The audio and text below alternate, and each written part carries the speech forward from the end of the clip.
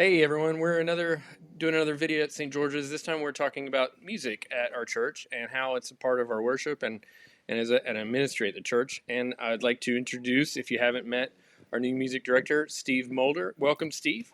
Can you tell us a little bit about your role and your background at the church? Yeah, I feel like this is a little bit of a familiar place to me. As soon as I started working in Griffin at the Methodist Church, Angie Mankin invited me over to her house to meet me and to talk to me about St. George's and about Griffin. And from that point on, I was a guest here on Good Friday services and for Christmas Eve services, and we had several opportunities to collaborate, sometimes funerals, things like that. So I'm not a stranger to these walls or to the sanctuary, but I'm really excited for the opportunity to be working in this place that has such a rich heritage and rich tradition, and so many wonderful people to work with. Well, and also we have Jean Gregory and Margie King with us, who have long time been members and choir members, and it just what I guess how is what is it about the music at St. George's that's part of the worship, and just tell us a little bit about your involvement and what being a part of the choir and singing and the music is at St. George's. Okay. I came to Griffin as a young bride. I got a job teaching. I had a child. I had lots of friends. I had grown up in the Episcopal church. And one day after church, some ladies in the choir came to me and said, "Hey, Margie, would you maybe consider singing with us for Christmas Eve?" Now, that was probably 48, 49 years ago. And I said, "Oh, yeah, that'd be fun." Well, guess what? I never left. It has been like being adopted by a family. It's just wonderful. Many of my best friends have been in the choir. We play together, we sing together, we pray together. Sometimes we cry together. It has such a rich tradition, as Steve said, of music. I've learned wonderful music, and we're continuing with wonderful music. It's just my church family, the biggest part of my church family. I grew up a cradle Episcopalian, and my father was a devout Roman Catholic.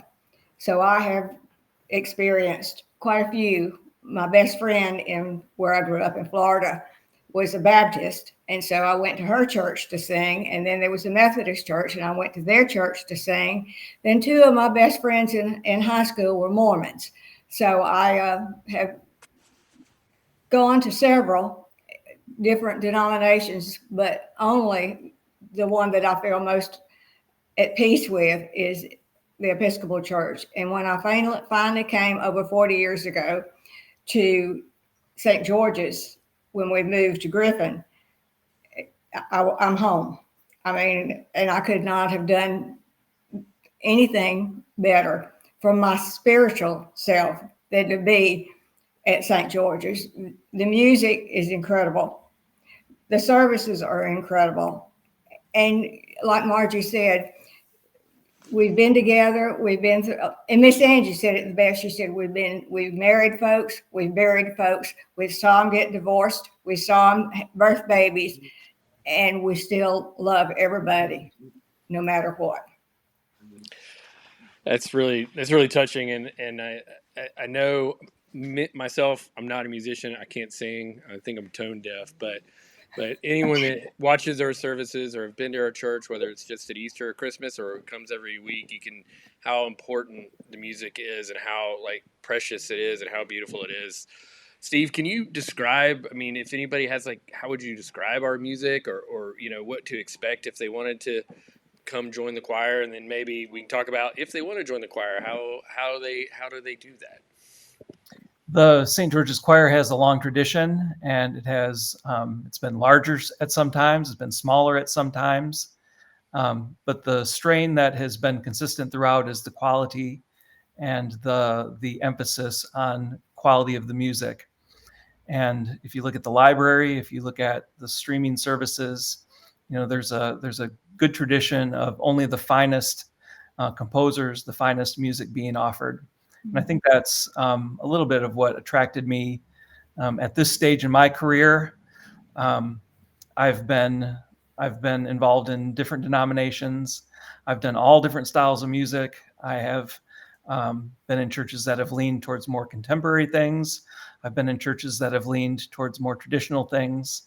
But for where I am in my career, my age and my preferences at this stage of my life, it's really nice to be able to come in and to really dig deep into really, really good music. Music that elevates the spirit, music that has been carefully crafted with fine melodies and sturdy harmonies, to work with the organ and to work with instruments and to really just bring amateur singers together once a week to rehearse, and then on Sunday morning to present these musical offerings together. There's a lot of talent in Griffin. There's a lot of talent in this church already. And I think the biggest observation in my first 3 weeks is that I think there might have been an expectation that I was going to come in and just bring all these people with me that would bolster the choir. But really what has happened, there have been a few folks that have come and followed me to the church, but mostly the choir is church members who have simply emerged and who have decided that now's the time for them to get involved. And I think that's a very healthy thing for the choir. Yeah. So I know that there's more out there. We've talked to some of them. I know that there's some that just are waiting for that right week to come on out. And it's a really good time to do that. I think when the choir was 4 to 6 singers, it's a little intimidating to come out because you feel like you might be exposed. You might be, it might be kind of a transparent kind of situation. But now with the choir being between 15 and 19, 20 folks, it's a lot easier to remain anonymous, to not feel like you're going to have to be the center of attention or to carry the section that you sing in. It's a good time to join and just be part of the choir. There's a lot of great energy. There's a lot of us that are new. In fact, last night, Father Wesley gave us a little quick course on the choreography of being in an Episcopal choir. When the cross goes by, what do you do? Are you bowing at a person? Are you bowing at the cross or the Bible? What are we exactly doing? And why do we kneel here? And why do we do this and that? So as we learn those things together, it's a really good time to get involved. I'm still trying to get my handle on the job and get into the library and figure out what's there. I have things that I've done before that I would like to introduce into the repertoire of the choir. There are certainly things that I know have been done here traditionally throughout the years, throughout the decades, that we want to honor those kinds of things, but then also to stretch ourselves and to find new ways and new kinds of music to influence our worship together. Margie, you said something nice before we started recording, and that was, and my question was, well, how do we let people know what the commitment is to be in the choir? And but what is the commitment? Someone that may have any questions about joining the choir, and then please share what you said to me, which I thought was really, really lovely, about when you do come and sing and how you may not want to leave. I can't imagine anyone wanting to leave once they've had this experience. Yeah. I would just say that it's preferable for people to come to rehearsal and not just expect to show up on Sunday morning. But the rehearsals are fun. They're an hour and a half max, although it would even be fun to go longer. And then Sunday mornings, we have some outside things, but I think people can be as committed as they want to be. Mm-hmm. But the more commitment, the better the music will be. True. I agree. The rehearsals are Wednesday at 6:00. I like the little bit earlier start than what I'm used to. 6:00 rehearsal, and we go till sometime after 7:00.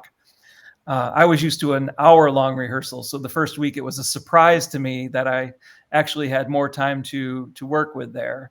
And it's been kind of handy as we learn service music that some of us have not known before. But it gives us a little more time to build the choir. A lot of the things we do, we're not just trying to quick learn something for Sunday morning. We're actually listening to our voices. We're building things like being able to breathe together and to sustain beautiful phrases together. We're listening for intonation and trying to get used to balance and blend kinds of things. And I think even in the short time I've been here, the choir has already shown some signs of improvement and getting used to each other. It's it's not unlike being on a team of some kind, a sports team, where you have to work on fundamentals and you have to work on those drills. And sometimes they're fun, sometimes they're just somewhat calisthenic in nature, but they all have a purpose. And then when you scrimmage and you have those skills kind of already started, then the results become something that you see faster and faster, something that just keeps building from week to week. I agree that it's preferable for folks to be there every week, but I want the kind of people in my choir that are active. And if they're going to a conference, or if they're going to the Sundance Film Festival, or soccer games, I want those kind of people, the people that are actually full of life, to feel like the choir is a place for them. And if they miss because they're doing that, or they're traveling, or they're whatever else, that's just evidence of a full, rich life. And when they get back and they plug themselves back in, then they'll be ready again to work. So I hope that no one stays away because they're afraid that they're going to miss once or twice and be eye rolls or side eye or whatever when they come back. We want to be inviting, and we want to be there when people are able to be with us.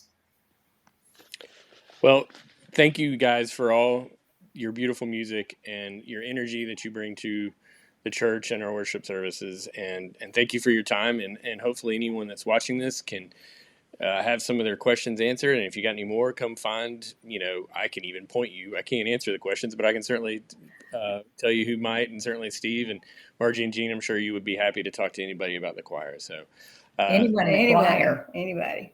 Yeah. Thank you guys. And I guess I'm doing a YouTube video, so I'd say, hey, like and share. Someone that you might, that wants to maybe think about singing at St. George's, share this video with them, and hopefully we can all celebrate together. So thank you guys. Thank you. Thanks.